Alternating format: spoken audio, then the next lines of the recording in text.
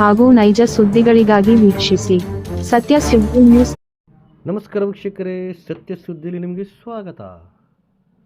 ದಾವಣಗೆರೆ ಜಿಲ್ಲೆಯ ಹರಿಹರ ತಾಲೂಕು ಹರಿಹರ ನಗರದ ಸಂಸ್ಕಾರ ಸಂಭ್ರಮ 2026 ಕಾರ್ಯಕ್ರಮದಲ್ಲಿ ಹರಿಹರ ನಗರದ ಟೌನ್ ಠಾಣೆ PI RF ದೇಸಾಯಿ ಮತ್ತು ASI ಮನ್ಸೂರ್ ಅಹಮದ್ ಮತ್ತು ಪೊಲೀಸ್ ಸಿಬ್ಬಂದಿಗಳಾದ ರವಿ ಚಮನ್ ಪಾಲ್ಗೊಂಡಿದ್ದರು. ಈ ಸಂದರ್ಭದಲ್ಲಿ RF ದೇಸಾಯಿರವರು ಮಕ್ಕಳೊಂದಿಗೆ ಪುಟಾಣಿ ಮಕ್ಕಳ ಪ್ರಶ್ನೆಗಳಿಗೆ ಉತ್ತರಿಸ ನೋಡಬಹುದು. ವರದಿ ಸೈಯದ್ ಇರ್ಫಾನ್, ಸತ್ಯ ಸುದ್ದಿ ನ್ಯೂಸ್ ಕನ್ನಡ, ಹರಿಹರ. 30 ವರ್ಷ ನಮ್ಮದೇ 10 ವರ್ಷ ಇಲ್ಲ. ಸರ್ ನೀವು ಸರ್ ಹಲೋ ಹರಿಹರದ ನಿಷ್ಠಾವಂತ ಪೊಲೀಸ್ ಅಧಿಕಾರಿಗಳಿಗೆ ಜೈ.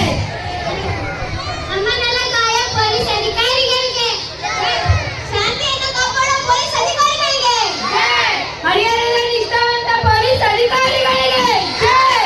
ನಮ್ಮನ್ನೆಲ್ಲ ಕಾಪಾಡೋ ಪೊಲೀಸ್ ಅಧಿಕಾರಿಗಳಿಗೆ ಜೈ.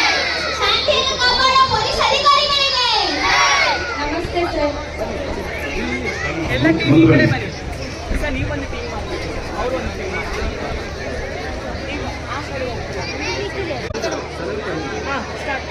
ಕಾಳಜಿ ಓಡ್ತಾರಲ್ಲ ಸರ್, ನೀವು ಅವ್ರನ್ನ ಹಿಡಿಯೋಕೆ ಸುಗಂಧ ಅಂತ ಹಾಡ್ತೀರಿ ಸರ್.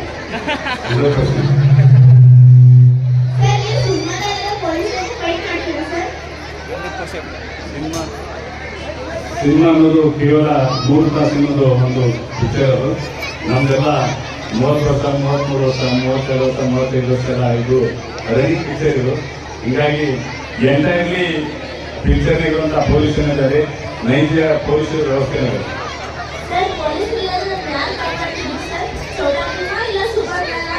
ಅದೆಲ್ಲ ಕಾಲ್ಪನಿಕ.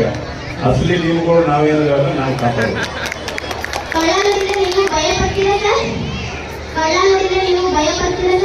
ಡೆಫಿನೆಟ್ಲಿ ಇಲ್ಲ.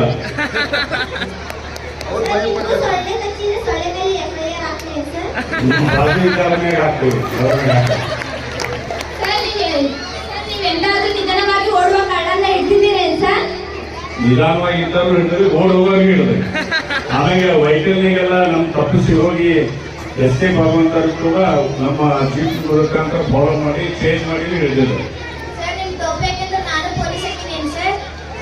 ಬರಲ್ಲ, ಅದಕ್ಕೆಲ್ಲ ಕೆಲವೊಂದಿಷ್ಟು ಕ್ವಾಲಿಟೀಸು, ಕೆಲವೊಂದು ಕ್ವಾಲಿಫಿಕೇಶನ್ ಎಲ್ಲ ಬೇಕು. ಪ್ರಯತ್ನ ಪಟ್ಟರೆ ಆಗ್ಬೋದು ಮುಂದೆ. ಕಣ್ಣಿಕಾಣ ಬರೀ 3 ಸಿನಿಮಾಗಳು ಮಾತ್ರ. ಅದು ಕಣ್ಣಿಕಾಣಲು ಒಂದೇ ಒಂದು ಸಿನಿಮಾ, ಅದೇ ಕರ್ನಾಟಕ ಪೊಲೀಸ್ ಅಂತ ಸರ್. ಕಣ್ಣಿ ಕಾಣುವ 3 ಸಿಎಗಳನ್ನು ಬಿಟ್ಟು ಆಂಧ್ರ ಇರುವಂತಹ ಇನ್ನೊಂದು 4ನೇ ಸಿಎನೇ ಕರ್ನಾಟಕ ಸ್ಟೇಟ್ ಪೊಲೀಸ್.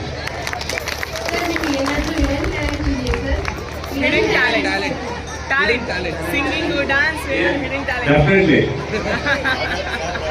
ಸಿಂಗಿಂಗ್ ಅದ,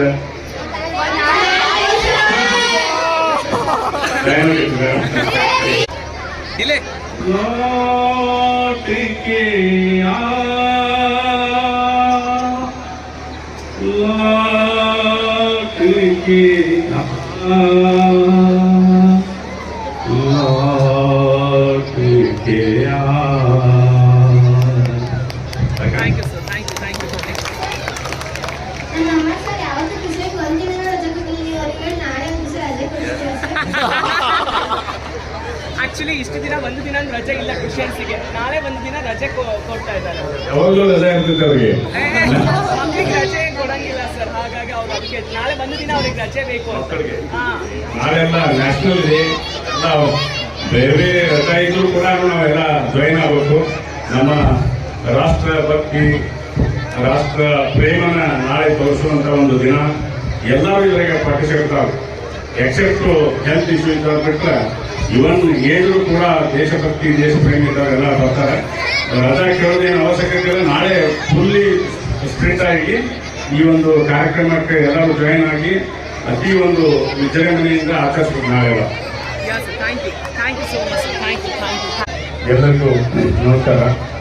ಈ ಒಂದು ಸಂಸ್ಕಾರ ಸಂಭ್ರಮವನ್ನು ಆಯೋಜಿಸಿದಂಥ ಎಲ್ಲ ಆಯೋಜಕರಿಗೆ ಹಾಗೂ ಇಲ್ಲಿ ನೆರೆದಂಥ ಎಲ್ಲ ನನ್ನ ತಾಯಂದಿರೇ, ಅಕ್ಕಂದಿರೇ, ಅಣ್ಣ ತಮ್ಮಂದಿರೇ, ಎಲ್ಲ ಹಿರಿಯ ನಾಗರಿಕರು, ಈಗಾಗಲೇ ತಾವು ತುಂಬ ಹೊತ್ತಿಂದ ತಮ್ಮ ಮಕ್ಕಳ ಕಾರ್ಯಕ್ರಮವನ್ನು ವೀಕ್ಷಿಸಲು ಎಲ್ಲ ಕಾದಿದೆ ಅಂತ ನಾನು ಭಾವಿಸ್ತಿದ್ದೀನಿ. ತಮ್ಮ ವೇಳೆಯನ್ನು ನಾನೇನು ಜಾಸ್ತಿ ತಗೊಳ್ಳ. ಈ ಸಂಸ್ಕಾರ ಸಂಭ್ರಮ ಅನ್ನೋದು ಇದರದ್ದು ಹಿನ್ನೆಲೆ ನಾವು ಯಾವ ರೀತಿ ತಗೊಂತೇವೆ ಆ ರೀತಿ ಇರೋದು ಎಕ್ಸ್ಪಾನ್ಷನ್ ಆಕೈತಿ. ಮೊದಲು ಸಂಸ್ಕಾರ ಅನ್ನುವಂಥ ವರ್ಡು ಮನುಷ್ಯನಿಗೆ ಜೀವನದಲ್ಲಿ ಯಾವ ರೀತಿ ಜೀವನ ಮಾಡಬೇಕನ್ನುವಂಥ ಒಂದು ದಾರಿಯನ್ನು ತೋರಿಸುವಂಥ ಒಂದು ಶಬ್ದ ಅದು.